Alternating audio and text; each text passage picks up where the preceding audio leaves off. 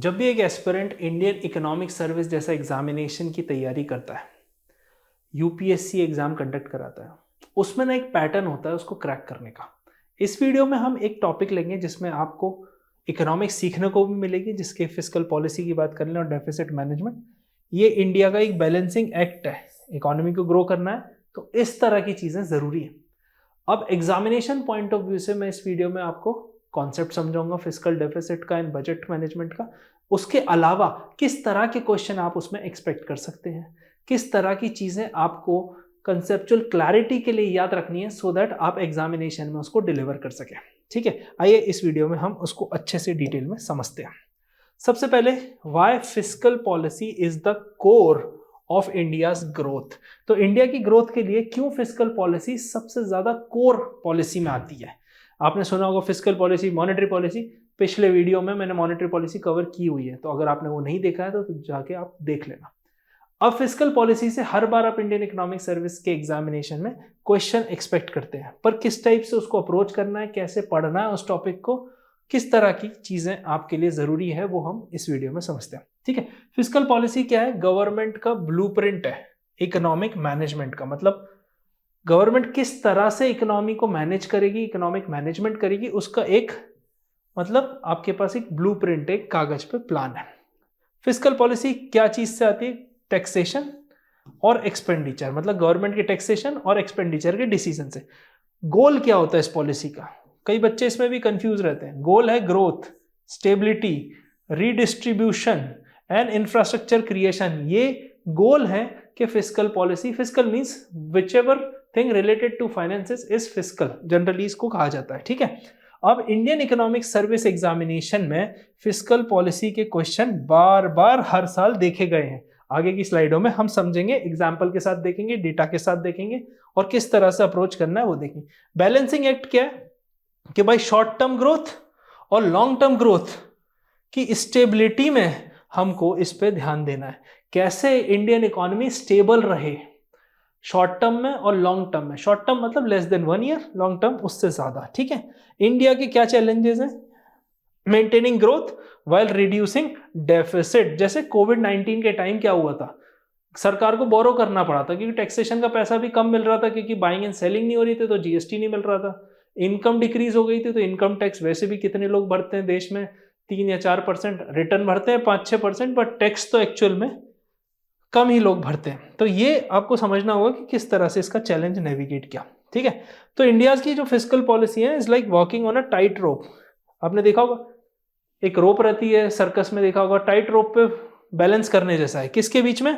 एक साइड आपकी ग्रोथ है और दूसरे साइड आपका डिसिप्लिन है। डिसिप्लिन मतलब जैसे हमारे पर्सनल फाइनेंसेस में भी डिसिप्लिन होता है, हमने हमारी इनकम जितनी है उसके हिसाब से खर्चे करते हैं। कई बार खर्चे ज्यादा हो जाते हैं, तो वो ज्यादा खर्चे कैसे होते हैं? या तो क्रेडिट कार्ड से होते हैं, या आप बोरो करते हो आपके पेरेंट्स से, फ्रेंड से, या फिर आपके पास पुरानी सेविंग होती है उससे आप एक्स्ट्रा खर्चा करते हो और फ्यूचर की इनकम से उसको कवर करने की कोशिश करते हो। सो ये हो गया फिस्कल। अब टाइप्स ऑफ डेफिसिट देख लेते हैं। डेफिसिट क्या है, टाइप्स कैसे हैं, क्या है, क्या बिल्डिंग ब्लॉक्स हैं। ठीक है, तो ये आप समझते हैं। तो when you understand the deficit before understanding the policy, सबसे पहले जरूरी है fiscal deficit, revenue deficit, primary deficit और इफेक्टिव रेवेन्यू डेफिसिट। ये 4 डेफिसिट हमेशा एग्जाम में पूछे जाते हैं। अगर आप कोई और एग्जाम भी पढ़ रहे हैं जैसे यूजीसी नेट इकोनॉमिक्स है, उसमें भी ये बहुत इंपॉर्टेंट टॉपिक है। ठीक है, total expenditure minus total revenue excluding borrowing इस फिस्कल डेफिसिट होता है। जैसे मान लीजिए आपका टोटल एक्सपेंडिचर है 10 रुपए, है ना, टोटल रेवेन्यू आपका 8 रुपए है। इसका मतलब खर्चा ज्यादा, इनकम कम, तो आपको कितना हो गया? 2 रुपए। तो 2 रुपए आपकी बोरोइंग लगेगी। अब 2 रुपए की बोरोइंग इनकम में जुड़ेगी, तो इसका क्या मतलब है? इसी तरह से इसकी बोरोइंग हटा दो तो फिस्कल डेफिसिट आ जाता है। और अगर इसमें बोरोइंग जोड़ दूंगा मैं तो वो बजट डेफिसिट है, जो कि इररिलेवेंट कॉन्सेप्ट है। जब से फिस्कल डेफिसिट के कॉन्सेप्ट आए तब से वो इररिलेवेंट हो गया, तो वो हमेशा जीरो होता है, बैलेंस हो जाता है, क्योंकि जो भी कम पड़ रहा है उसको बोरोइंग से फुलफिल किया जाता है। तो ये हो गया फिस्कल डेफिसिट। इससे पता चलता है गवर्नमेंट को कितनी बोरोइंग रिक्वायर्ड है, कितना पैसा उधार सरकार को रिक्वायर्ड है। ठीक है, सो ये फिस्कल डेफिसिट। ऐसे रेवेन्यू डेफिसिट क्या है? Revenue expenditure and revenue receipt. मतलब अगर ये है तो इसका मतलब कंजम्पशन अपना ज्यादा है और इनकम कम है, तो ये उस चीज की प्रॉब्लम को बताता है। प्राइमरी डेफिसिट एक बेहतरीन कॉन्सेप्ट है कि fiscal deficit minus interest payment, मतलब ये जो 2 रुपए हमने बोरो किए थे, क्या इसमें से इंटरेस्ट पेमेंट भी इंक्लूडेड है? जो पुराने लोन लिए, आउटस्टैंडिंग लोन से 10-10, 20-20 साल पुराने, तो वो बताता है कि borrowing for the current needs. तो मान लीजिए ये 2 रुपए में से 1 रुपया पुराने इंटरेस्ट रेट का था, तो मतलब हम इंटरेस्ट पे करने के लिए भी बोरो कर रहे हैं। तो प्राइमरी डेफिसिट एक अलार्मिंग सिचुएशन को बताता है। ठीक है, उसके बाद हम स्टार्ट करते हैं इफेक्टिव रेवेन्यू डेफिसिट। तो रेवेन्यू डेफिसिट मतलब सरकार ने किसी को ग्रांट दे दी, जैसे फॉर एग्जांपल आपकी फैमिली में पिताजी माताजी ने आपको पैसे दे दिए 10,000 रुपए। अब वो 10,000 का आप क्या कर रहे हो वो डिपेंड करता है, पर आपकी फैमिली के लिए तो वो खर्चा हो गया, उससे कोई एसेट क्रिएशन तो हुआ नहीं। अब उससे आपने अगर एसेट क्रिएशन के लिए कुछ चीजें खरीदी, मान लो गोल्ड खरीद लिया, है ना, या मान लीजिए आपने उससे किताबें खरीद ली जिससे आप अपनी स्किल बढ़ाओ, तो कहीं ना कहीं फ्यूचर में रिटर्न देगा। पर आपके पिताजी माताजी के लिए तो वो आपकी पॉकेट मनी हो गई। तो रेवेन्यू डेफिसिट मतलब जो सेंट्रल गवर्नमेंट ग्रांट्स देती है और स्टेट गवर्नमेंट को, और जो स्टेट गवर्नमेंट है वो कैपिटल क्रिएशन, रोड बना लिया, इंफ्रास्ट्रक्चर बनाया, उसके लिए यूज कर लिया, तो वो इफेक्टिव रेवेन्यू डेफिसिट होता है। मेजर क्वालिटी ऑफ स्पेंडिंग, कहां पे खर्चा हो रहा है। ठीक है, करंट डेटा देख लेते हैं, fiscal deficit, revenue deficit, capex, ये हमारे टारगेट है जो फाइनेंशियल ईयर 2025 बजट एस्टीमेट के द्वारा है। ठीक है, अब डेटा हमेशा बजट और इकोनॉमिक सर्वे से लेना, न्यूज़पेपर में डेटा ऊपर नीचे रहता है, हमेशा उतना ऑन पॉइंट नहीं रहता।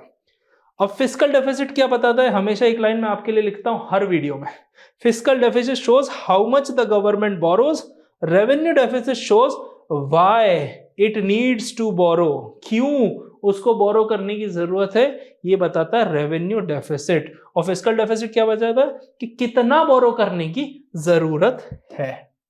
अब फिस्कल पॉलिसी के टूल्स देखते हैं। इंडियन इकोनॉमिक सर्विस एग्जामिनेशन के लिए बहुत इंपॉर्टेंट स्लाइड है। ठीक है, इसमें 2 लीवर्स हैं, मतलब इसके 2 हिस्से हैं, पहला है टैक्सेशन और दूसरा है एक्सपेंडिचर।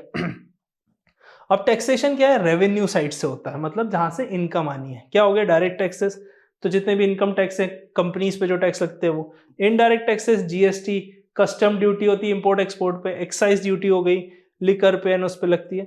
गोल क्या है इसमें, एफिशिएंसी और इक्विटी लाना, मतलब सिस्टम एफिशिएंट हो और इक्विटी हो, मतलब किसी भी एक्स्ट्रा इंसान पे एक्स्ट्रा बर्डन ना पड़े, इक्वल अमाउंट ऑफ बर्डन हो, तो जो ज्यादा कमाएगा वो ज्यादा इनकम टैक्स देगा।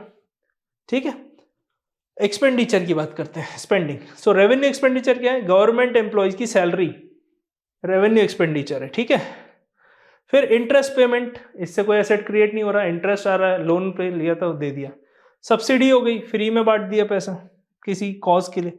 कैपिटल एक्सपेंडिचर जो आपके लिए बहुत इंपॉर्टेंट है, वो क्या है, इंफ्रास्ट्रक्चर, जैसे railways, defence, digital public goods, roads, जो भी जिस भी टाइप का इंफ्रास्ट्रक्चर है, डिजिटल है, फिजिकल है, वो सब कैपिटल एक्सपेंडिचर में आता है। ऑटोमेटिक स्टेबलाइजर, इसमें क्या है, जीएसटी बायोंसी, मतलब ये बताता है कि जीडीपी से रिलेटेड क्या इंपैक्ट है।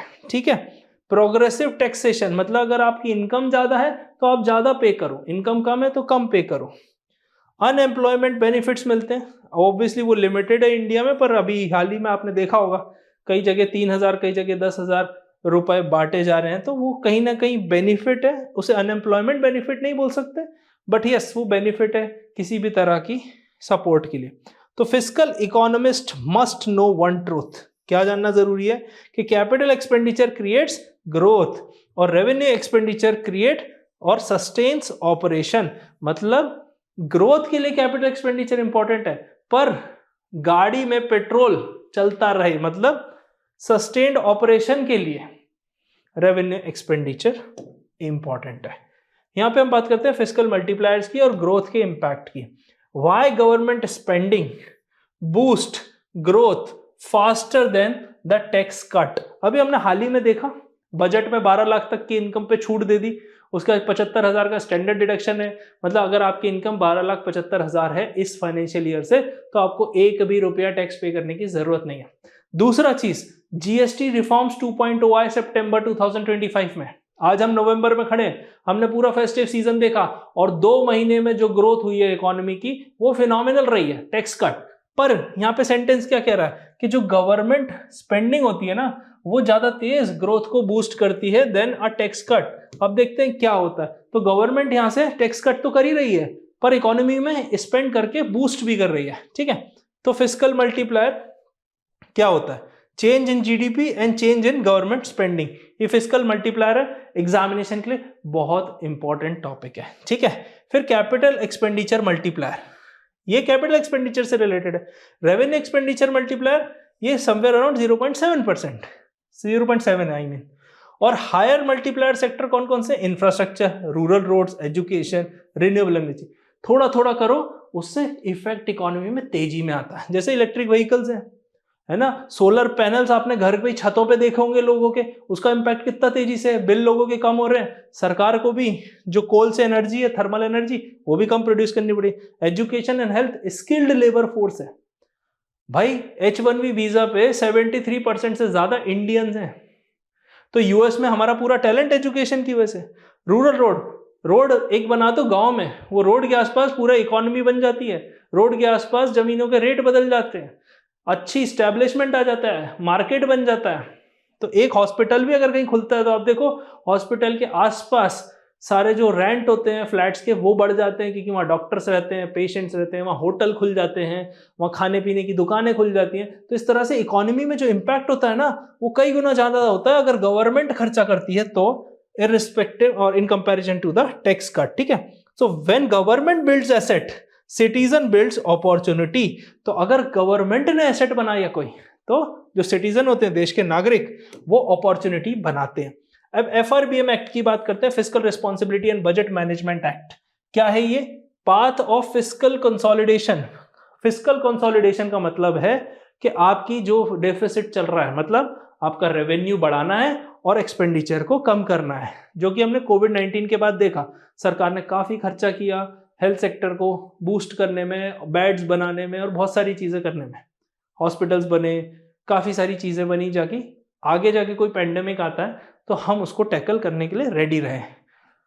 कंसोलिडेशन का मतलब क्या है? कि उसको कम करना है, ठीक है। कैसे होगा? इंडिया की जो एक रूल बुक है, 2003 में ये एक्ट बना था, कई बार और पिछले वीडियो में मैं समझा चुका हूं FRBM को डिटेल में। अगर आपको उसके बारे में डिटेल में देखना तो आप वो वीडियोस देख लीजिएगा। इसमें फिस्कल डेफिसिट 3% ऑफ जीडीपी की लिमिट बनाई गई थी, पर टारगेट मॉडिफाई किए गए। क्यों? क्योंकि कोविड के टाइम अगर खर्चा नहीं करती सरकार तो देश नहीं बच पाता, तो इसीलिए ड्यू टू क्राइसिस ये किया। अब इसका ग्लाइड पाथ बनाए। ग्लाइड पाथ आपने देखा है, जैसे हिमाचल या इधर उधर आपने टूरिस्ट डेस्टिनेशन पे देखा होगा, लोग पैराग्लाइडिंग करते हैं, तो वो नीचे कैसे आते हैं? धीरे धीरे धीरे आते हैं, ऐसे सीधे लैंड नहीं करते, तो इसी हम ग्लाइड पाथ कहते हैं। तो अगर आप इसको देखो तो धीरे धीरे ये रिड्यूस हो रहा है, और ये लगभग 9 से 10% था ड्यूरिंग कोविड। तो आप देख सकते हैं काफी कम हो गया है, और ये हमारा एम है। क्यों इंपॉर्टेंट है? क्योंकि ये इन्फ्लेशन को कंट्रोल करेगा। अगर इन्फ्लेशन, अभी इकोनॉमी में आप डेटा देखो, इन्फ्लेशन के डेटा बहुत डाउन है, उसी वजह से इंटरेस्ट रेट भी डाउन हो रहे हैं। लगातार आप देखो RBI इंटरेस्ट रेट घटाया है।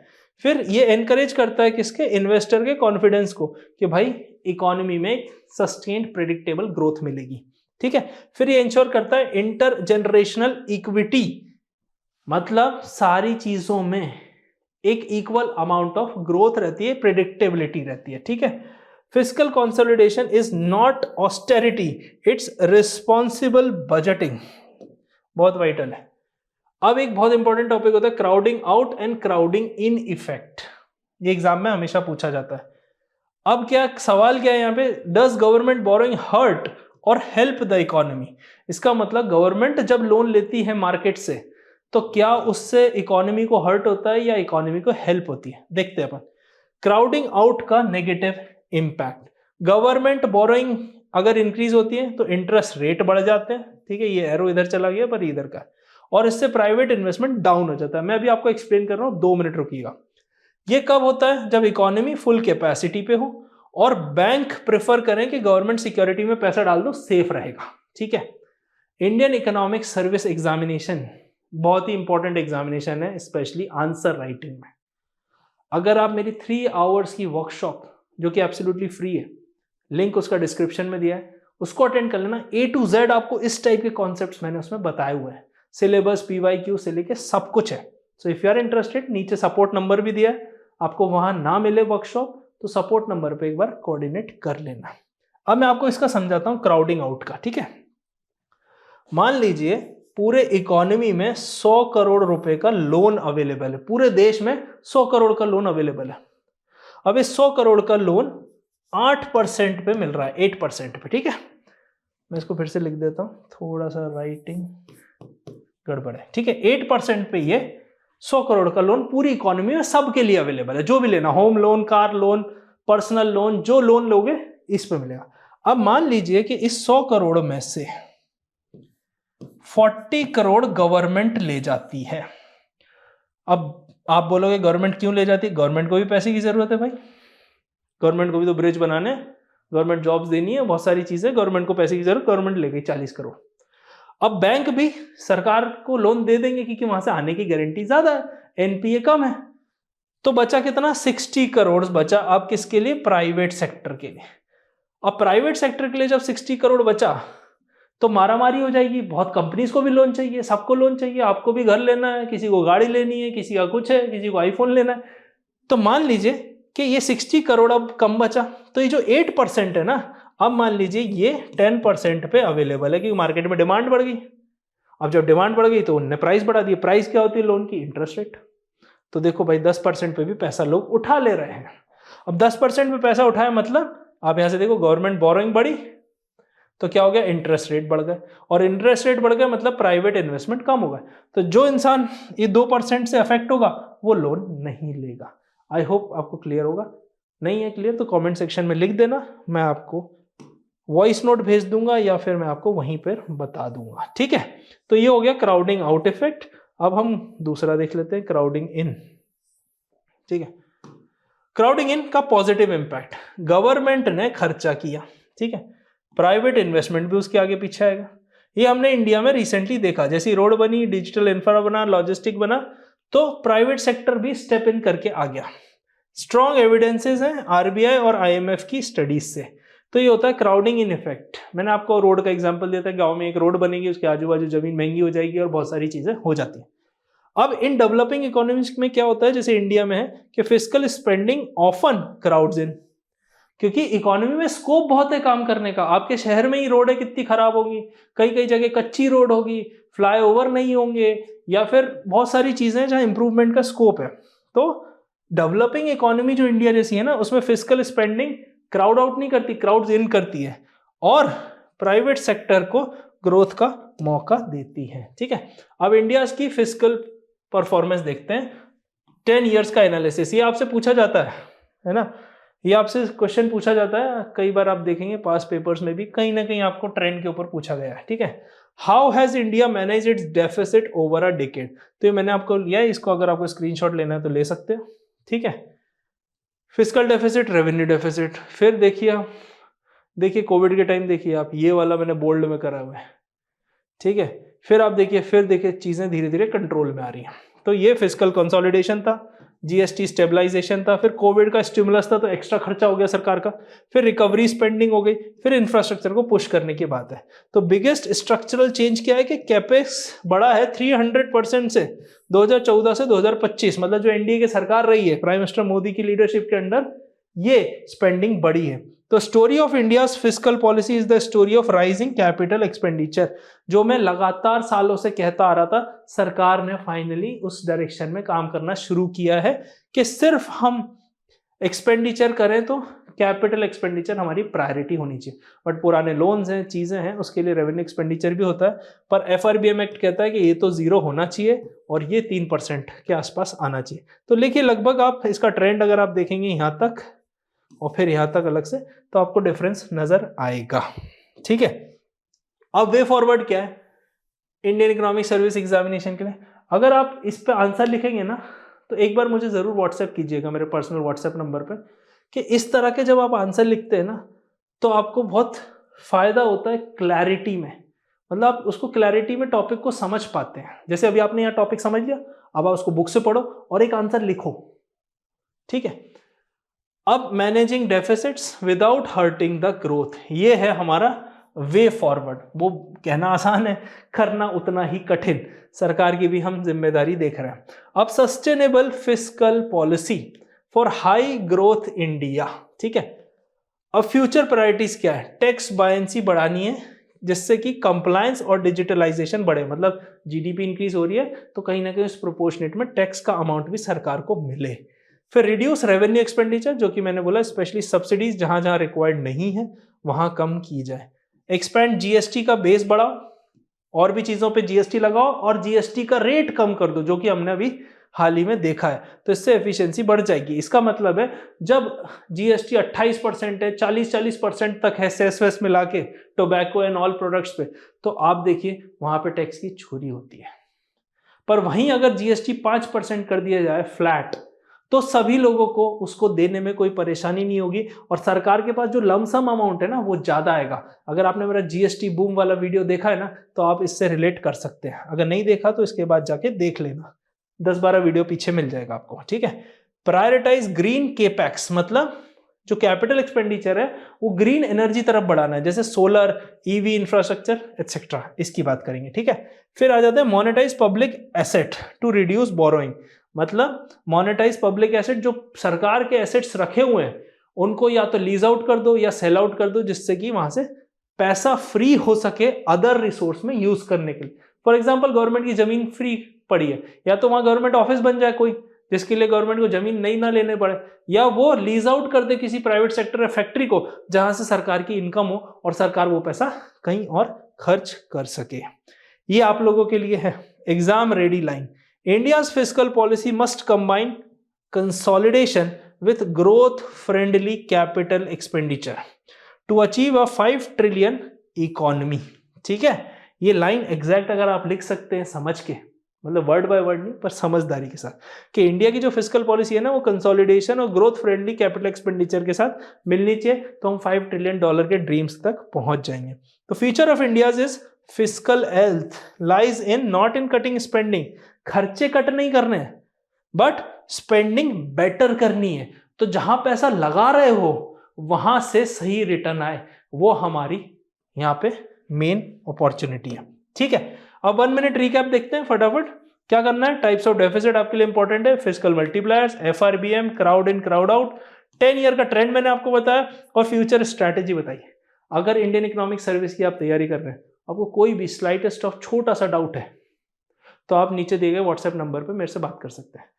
We also provide courses of Indian economic service, पर अगर डाउट पूछना है सब तो इट्स एब्सोल्युटली फ्री। ठीक है, कोर्सेज एंड बाकी चीज़ों का डिस्क्रिप्शन में दिया हुआ है चीज़ें, आप उसको देख सकते हैं। सो if you master fiscal policy you master 30% of Indian economic service. Paper इसमें 2 लिखा है, 4 होना चाहिए, ये थोड़ा सा यहाँ गड़बड़ हो गई है। ठीक है, सो पेपर 4 इंडियन इकोनॉमी का जो होता है वो आप यहाँ से मास्टर कर सकते हैं। आई होप आपको वीडियो पसंद आया होगा। डोंट फॉरगेट टू सब्सक्राइब, ऐसे ही और वीडियोस मैं आपके लिए लाता रहूँगा, करंट इश्यूज पे लेके, स्टैटिक कॉन्सेप्ट्स पे लेके और स्पेसिफिक एग्जाम स्पेसिफिक वीडियोस। तो मिलते हैं अगले वीडियो में। जय हिंद।